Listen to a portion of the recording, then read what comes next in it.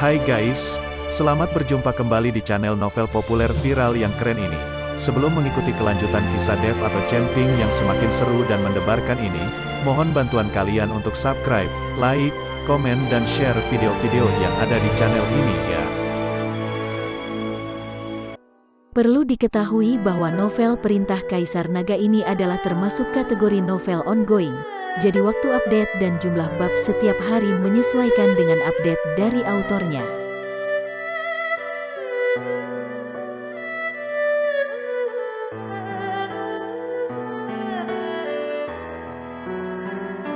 Perintah Kaisar Naga bab 3281, 3282, 3283. Bergantung pada, ketika Dev mendengar ini, dia langsung mengutuk. Penguasaan teknik jari abadi ini membutuhkan pemahaman tentang kekuatan asal waktu.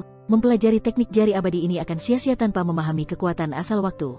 Tiba-tiba Dev merasa seperti sedang dibodohi. Melihat Dev seperti itu, Taisu dari keluarga Ji tersenyum dan berkata, "Mengapa kamu tidak percaya diri dan merasa tidak dapat memahami kekuatan asal waktu?"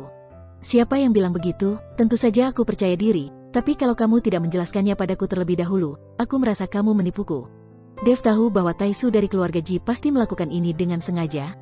Jari abadi ini adalah keahlian unikku. Apakah menurutmu aku ingin mengajarkannya kepada orang lain dengan santai? Setelah Taisu dari keluarga Ji selesai berbicara, dia mengulurkan tangannya dan menyentuh dahi Dev, dan aura emas mengalir ke lautan kesadaran Dev. Terlihat ledakan di lautan kesadaran Dev, dan ada keterampilan ekstra dalam sekejap. "Aku tidak menyangka ada orang yang terkurung di lautan kesadaranmu." Setelah memberikan jari abadi kepada Dev, Taisu dari keluarga Ji berkata kepada Dev, "Dia adalah seorang kultivator iblis. Tubuhnya dibunuh oleh saya, dan jiwanya dipenjarakan di lautan kesadaran saya." Dev menjelaskan, "Sekarang aku telah mengajarimu jari abadi. Adapun kapan kamu bisa menggunakannya, itu tergantung kapan kamu bisa memahami kekuatan asal waktu." "Kemana kamu berencana pergi setelah meninggalkan keluarga Ji?" Taisu dari keluarga Ji bertanya. "Pergi ke Gunung Tianmo di benua selatan," kata Dev jujur. "Gunung Tianmo adalah tempat yang sangat berbahaya. Ada banyak kultivator iblis di tempat itu. Dikatakan juga bahwa Gunung Tianmo juga merupakan medan perang selama perang antara dewa dan iblis. Itu juga merupakan medan perang paling kejam di mana sebagian besar makhluk abadi mati. Ada legenda di kaki Gunung Tianmo pada hari itu bahwa iblis besar dari dunia iblis kuno telah ditekan di bawah. Namun selama pertempuran antara dewa dan iblis, sisa jiwa iblis besar dilepaskan. Makhluk abadi yang tak terhitung jumlahnya terbunuh. Sejak saat itu, puncak gunung itu disebut Gunung Tianmo. Banyak kultivator iblis yang memulihkan diri di Gunung Tianmo, dan itu telah menjadi tempat dengan kultivator iblis paling banyak di dunia surga dan manusia." Taisu dari keluarga Ji mengikuti Dev dan menjelaskan, "Benarkah yang kamu katakan itu?" Dev sedikit terkejut. Tampaknya iblis besar yang ditekan di bawah gunung ajaib hari itu jauh lebih kuat daripada iblis angin. Jika gumpalan jiwa yang tersisa saja dapat membunuh begitu banyak makhluk abadi, maka bagaimana jika ini adalah tubuh aslinya? Ada bahaya di Gunung Tianmo, tapi juga ada peluang. Semakin besar bahayanya, semakin besar pula peluangnya. Jaga dirimu. Setelah Taisu dari keluarga Ji selesai berbicara, tubuhnya berangsur-angsur menjadi lebih ringan dan akhirnya menghilang. Dev tidak terkejut. Taisu dari keluarga Ji tidak bisa meninggalkan tanah leluhurnya, tapi itu tidak berarti rohnya juga tidak bisa pergi. Jika dia benar-benar tidak bisa meninggalkan tanah leluhurnya, maka mustahil bagi Taisu dari keluarga Ji mengetahui banyak hal tentang keluarga Ji. Setelah Taisu dari keluarga Ji pergi, Dev memanggil Helena dan Ji-Yun untuk pergi secara diam-diam. Setelah meninggalkan keluarga Ji, Ji-Yun melihat kembali ke rumah besar keluarga Ji. Mungkin jika dia pergi kali ini, dia tidak akan memiliki kesempatan untuk kembali lagi di masa depan. Tapi Ji-Yun sendiri juga tahu bahwa jika dia tetap tinggal di keluarga Ji, dia hanya akan menjadi tuan muda yang pendiam selama sisa hidupnya. Tapi tidak seperti Dev, dia bisa mengalami banyak hal. Mungkin saat Dev benar-benar naik, dia juga bisa naik ke alam abadi bersama-sama. Seperti kata pepatah, jika seseorang mencapai pencerahan, maka ayam atau anjing yang mengikutinya juga akan naik ke surga. Saat mereka keluar dari kota kuning dan biru, langit semakin cerah. "Tuan Chen, kemana kita harus pergi selanjutnya?" Ji-Yun bertanya pada Dev. "Pamanmu bilang ada susunan teleportasi di kota Zuhuang yang bisa mengarah ke wilayah selatan. Ayo pergi ke kota Zuhuang dulu," kata Dev. "Tuan Chen, saya tidak tahu kota Zuhuan." Ji-Yun tampak malu. Dia telah tinggal di wilayah utara, dan Ji-Yun bahkan tidak tahu di mana letak beberapa kota dan negara kekaisaran di wilayah tengah.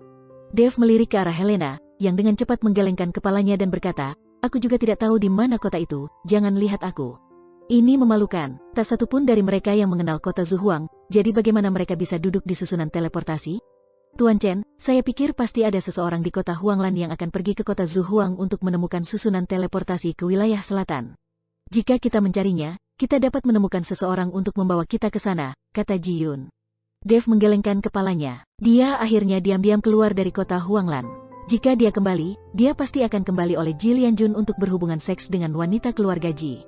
Dev tidak akan melakukannya. Tepat ketika mereka bertiga bingung, tiba-tiba suara yang jelas dan nyaring terdengar.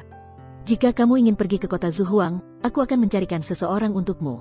Ji Meiyan keluar dari belakang mereka dan berkata, "Kakak." Ji Yun sedikit terkejut saat melihat Ji Meiyan. Dev juga tidak menyangka Ji Meiyan akan diam-diam mengikuti mereka keluar kota, dan terkejut dan berkata, "Nona Ji, mengapa Anda mengikuti saya?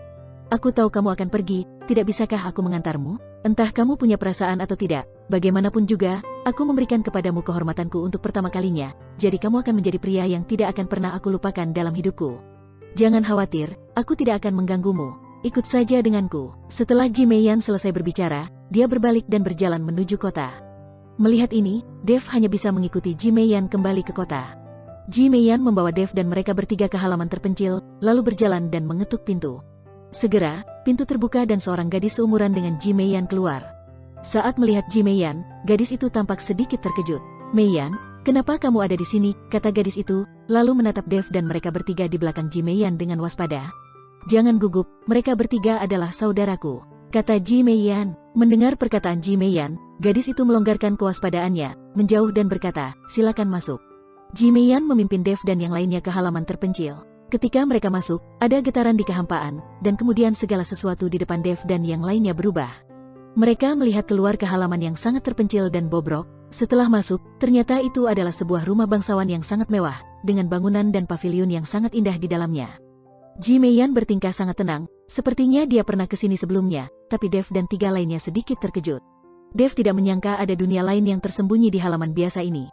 Siapa yang bisa menciptakan dunia sekecil itu dan hidup di dalamnya? Mungkinkah pemilik di sini mengetahui asal-usul ruang dan bisa membuka ruangnya?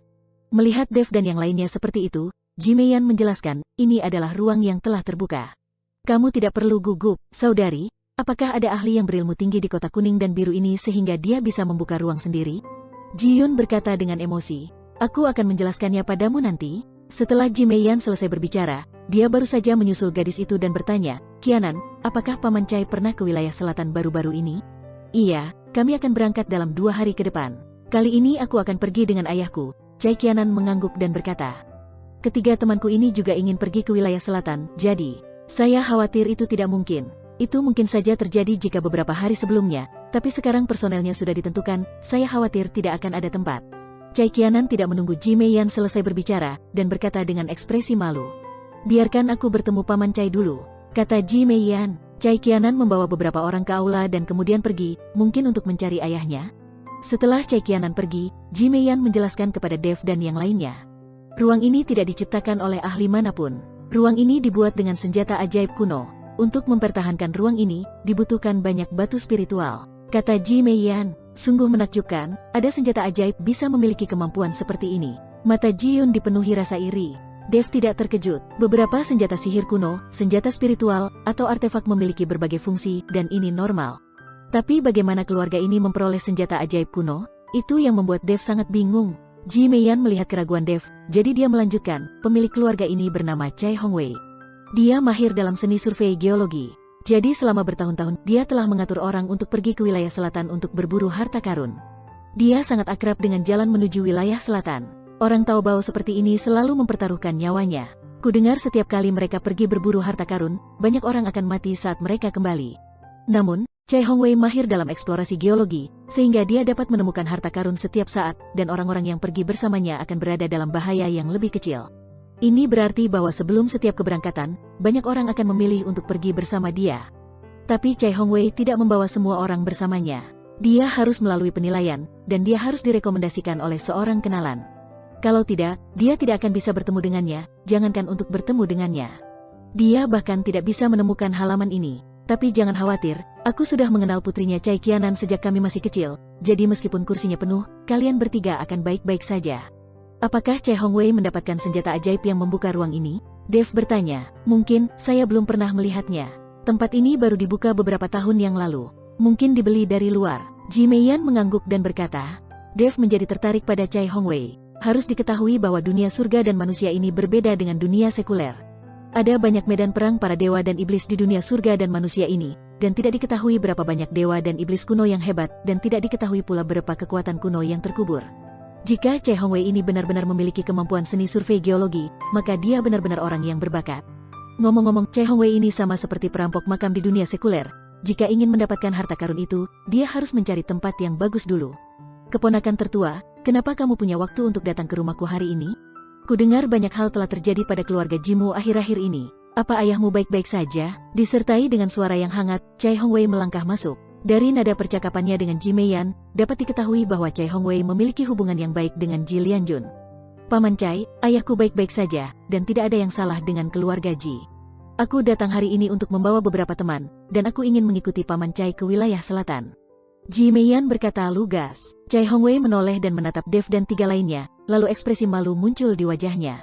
Bagaimanapun, Dev dan yang lainnya terlihat sangat muda, dan kekuatan mereka tidak tinggi, mereka hanya berada di alam komposit. Keponakan tertua, kamu juga tahu bahwa ada banyak bahaya di sepanjang jalan ketika aku pergi ke wilayah selatan, dan korban jiwa sangat banyak. Jika temanmu ikut denganku, aku khawatir aku tidak akan bisa melindungi mereka. Chai Hongwei dengan sopan menolak Ji Meiyan. Jika Dev dan yang lainnya mengikuti, itu seperti menimbulkan beban bagi diri mereka sendiri, dan Chai Hongwei tidak akan menyetujuinya. Bahaya apa yang ada jika menggunakan susunan teleportasi ke wilayah selatan? Ji Yun berkata dengan bingung, mereka hanya tidak tahu jalannya. Jika mereka mengenal kota Zuhuang, mereka dapat menggunakan susunan teleportasi ke wilayah selatan, dan Chai Hongwei tidak diperlukan. Chai Hongwei melirik Ji Yun, lalu berkata, saya belum pernah duduk di susunan teleportasi ketika saya pergi ke wilayah selatan, belum pernah duduk di susunan teleportasi? Ji Yun tercengang. Untuk menggunakan susunan teleportasi, kalian harus pergi dari sini ke kota Zuhuang, lalu menunggu untuk diteleportasi ke wilayah selatan. Ini terlalu memakan waktu. Saya selalu pergi langsung ke wilayah selatan dari sini. Perjalanannya jauh lebih singkat, tapi itu sangat berbahaya. Jadi kalian yang tidak kuat, tidak cocok untuk mengikutiku.